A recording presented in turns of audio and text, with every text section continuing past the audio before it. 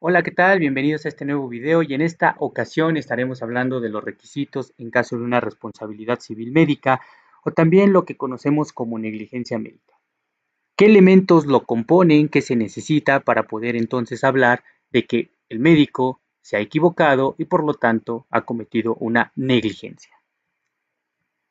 En principio de cuentas, si estamos ante una negligencia es porque existe un daño, el cual es definido de forma general como un menoscabo en el cuerpo o en la esfera jurídica de la persona, es decir, en la persona en sí misma o bien en su familia, en sus bienes o en su patrimonio. Sin embargo, para el caso médico en lo particular, el daño se produce en el cuerpo del paciente, ya sea de forma interna o externa o incluso de forma psicológica. Sin embargo, la existencia del daño por sí mismo no significa necesariamente que existe una negligencia o una responsabilidad civil, pues existen en algunas ocasiones justificaciones a este daño. Por ejemplo, si un paciente tiene gangrena en su pierna, pues hay necesidad de retirarla para con ello evitar que el paciente fallezca. Sin embargo, probablemente el paciente diga que no estuvo de acuerdo con la intervención y que existió una negligencia. Evidentemente el médico tendrá las herramientas, los criterios médicos para determinar en este caso que era preferible retirar la pierna a que el paciente falleciera. En este sentido, el daño se encuentra completamente justificado. Esto da pie, entonces, a que el daño tiene que venir unido a un hecho ilícito, es decir, que exista una culpa o una negligencia en contraposición a la lex artis ad hoc, es decir, a una diligencia debida por parte del médico. ¿Qué quiere decir esto? Que el médico en todo momento tiene que buscar las herramientas y los medios para salvar la vida de su paciente.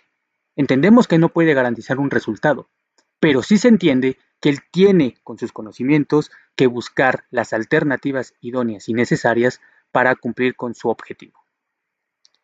De esta forma, se tendrá que analizar si el médico actuó o no de forma adecuada al momento de intervenir a su paciente o al momento de darle algún tratamiento como tal. Para ello se considerarán cuestiones como el tiempo, el modo, el lugar, las herramientas, los antecedentes, el expediente clínico, el historial, etcétera, etcétera, etcétera.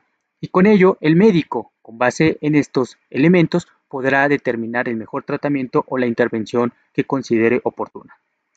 Si de esto se deriva que el médico, a pesar de conocer estas cuestiones o de tener las herramientas, no las utiliza, entonces podríamos hablar que el médico falló y que ha cometido un hecho ilícito. De esta forma, debe de existir entonces una relación entre lo que es la causa, el hecho y el daño. ¿A qué se refiere esta parte de la relación entre lo que es el hecho y el daño? Probablemente el médico, cuando estaba realizando una intervención, le generó un problema, es decir, un daño a la persona. Pero será obligación entonces del médico defender que su tratamiento o su intervención no le generaron este daño a su paciente. En caso de que el médico no lo pueda demostrar, entonces probablemente estaremos ante una negligencia médica.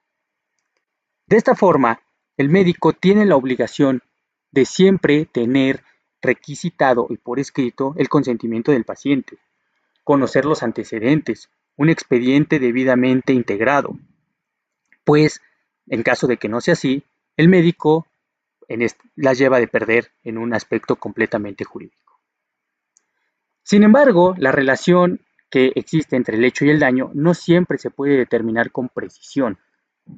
Y es en este momento cuando otros médicos pudieran integrarse a la investigación y poder determinar si el médico tratante actuó de forma diligente, es decir, actuó de forma correcta, o bien cometió alguna omisión que derivó en que el paciente pudiera tener un daño mayor o bien falleciera. En ese sentido, es importante insistir, debe de existir un nexo lógico de causa y efecto para que se tenga por constituida la responsabilidad médica. Si no es así, entonces no existe como tal una negligencia médica. Finalmente, es oportuno referir que la obligación del médico es de medios, es decir, debe de buscar todas las alternativas que considere oportunas para salvaguardar la integridad de su paciente, pero no de resultados, pues no depende del médico que el paciente pueda sobrevivir o bien pueda responder adecuadamente al tratamiento. Entonces, si el médico en todo momento se apegó a una ética profesional, buscó las herramientas, aplicó los protocolos debidos, integró debidamente el expediente, aplicó los medicamentos que consideró necesarios y realizó todas aquellas actividades que él consideró oportunas para salvar a su paciente, entonces no podríamos estar hablando de una negligencia médica, aun y cuando el paciente hubiese fallecido. De esta forma, entonces, podemos concluir que se requiere de un daño, se requiere de que el médico haya cometido un hecho ilícito y que exista una relación entre este hecho y este daño para poder hablar de una negligencia médica. No olvides suscribirte y darnos like para seguir creando más contenido para todos ustedes.